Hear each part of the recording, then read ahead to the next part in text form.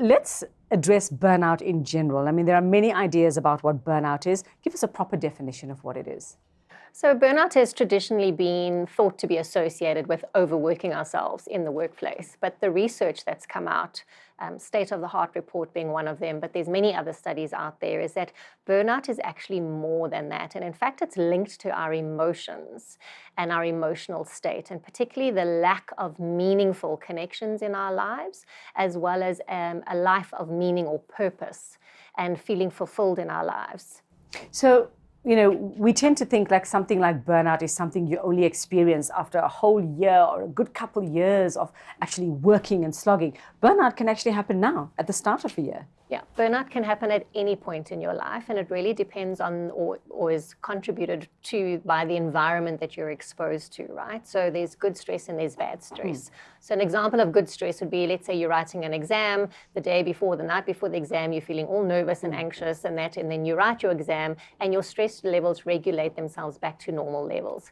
Whereas bad stress is the stress that is not good for us. And so when we are constantly exposed to bad stress, so pressure, toxic environments, those kind of things, it takes a mental and emotional toll on us, and then a physical toll on us as well. And that's the kind of bad stress that we don't want to be exposed to for long periods of time. So let's talk about the workplace and burnout and the relation there, because we spend most of our lives at work. Many people spend most of their lives at work. And let's talk about our leaders and our bosses and our managers. How can your boss or manager make all the difference, whether there's somebody who can alleviate burnout or there's somebody who actually causing or contributing to your burnout? Yeah. So bosses play, or managers, leadership play a critical role in creating an environment in the workplace where employees can either thrive in or die in, right? And when I say die, wow, okay. That's I mean, literally, yes, it can happen. Yeah. But, in terms of their engagement levels. So the reports out there show that between 60 and 65% of employees are disengaged in the workplace, right? Is that because of burnout? So burnout is one of the factors, but it's also the environment as a whole. So not only around my relationship with my leadership, but also relationship with my fellow colleagues. It's the type of work that I'm doing in terms of am I working long hours? Am I really sort of bending over backwards? Am I overexerting myself? And then what kind of support structures do I have in place in the workplace to help me, but also in my personal life as well? So how can a boss or a manager make all the difference in sort of, firstly, you have to have somebody who's, I would imagine, empathetic, sympathetic. Are we seeing a lot of that, especially in the South African context? So, no, I mean, there's this whole big sort of trend or buzz towards empathetic leadership as a leadership style, but I don't think we've really unpacked it, or we really understand what does that mean, right? It's not this huge superpower that we need to go and find. We actually all have it. And it really is just showing up with understanding, showing a concern or care, and being able to support our employees. Now, that can happen in many different ways. So support could be an example of employee assistance programs in place, so from a wellness perspective. Encouraging well-being and balance between work life. And as leaders, you need to walk the talk and lead by example, so that you can show your employees that it's okay for them to have that work-life balance and to be able to put those boundaries and that in place. And that's the thing, it's all about boundaries and being able to feel free to say no to your boss. I actually can't do this. I actually can't because I'm exhausted.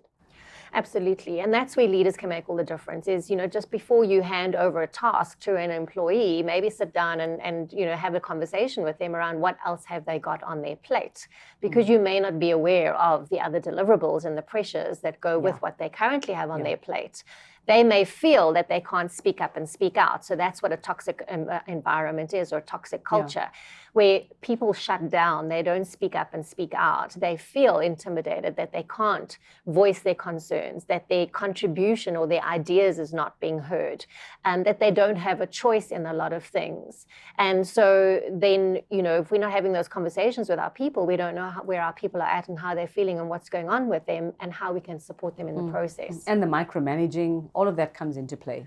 Absolutely, because just because someone is not performing or not delivering doesn't mean that they're incompetent, right?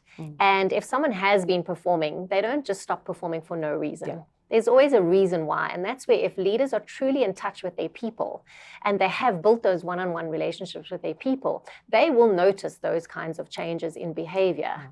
And that's where they should be able to step in and have that conversation to say, what's going on here? Because it could be something happening in their personal life that they're bringing to work. It could be something happening in the workplace that's affecting their performance. What kind of support do they need? And you as a leader, like that is a critical part of your role, is to support your employees to do their jobs. So what are the signs that I might be suffering from burnout and it is being caused by my work? So changing in behavior, so feeling completely mentally, physically, emotionally depleted and exhausted, like you just don't have the energy to even drag yourself out of bed. Things that used to bring you joy, hobbies, activities, those kind of things, they don't bring you joy anymore. Life in general just doesn't feel happy and fulfilling.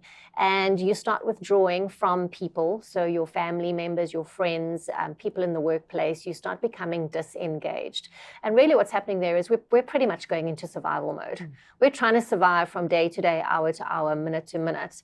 And eventually that can lead to, in extreme cases, thoughts of suicide and also depression as well.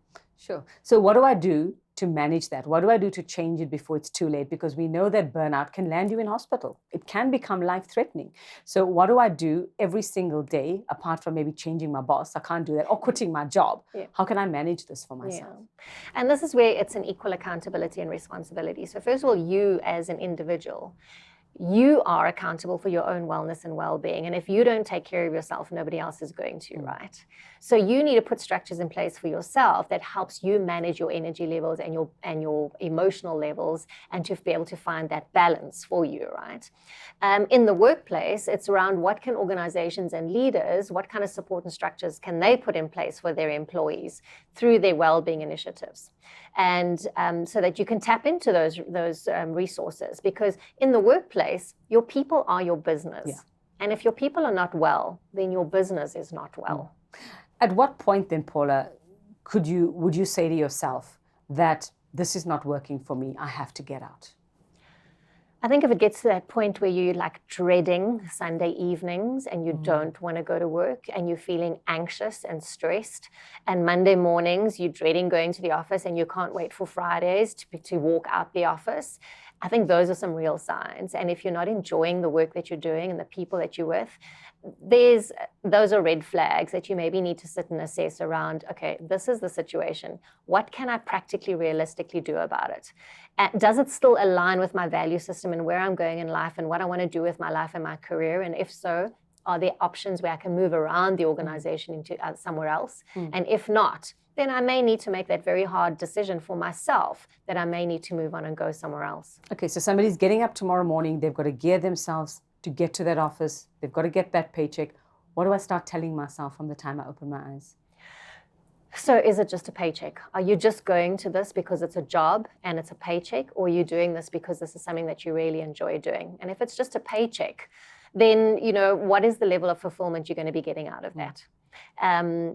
If this is a place that you feel you don't have a choice, you have to be here, what can you do for yourself to be able to manage those energy levels that you can still do what needs to be done? Because you're still being paid to do a job at the end of the day. You're being paid to deliver. So you're going to have to manage your energy levels to deliver on those things. Otherwise, your job is at stake, right? And then that paycheck is at stake.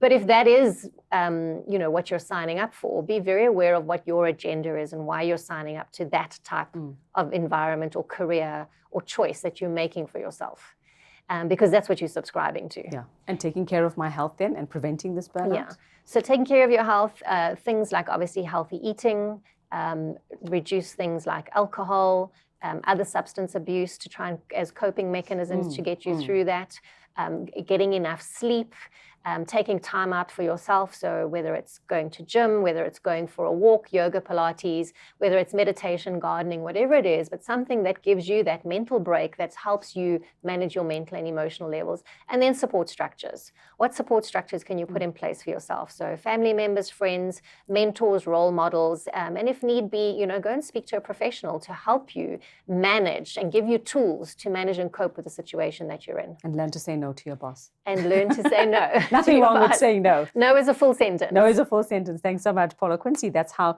we can avoid that burnout or deal with our burnout, especially if it's coming from the workplace.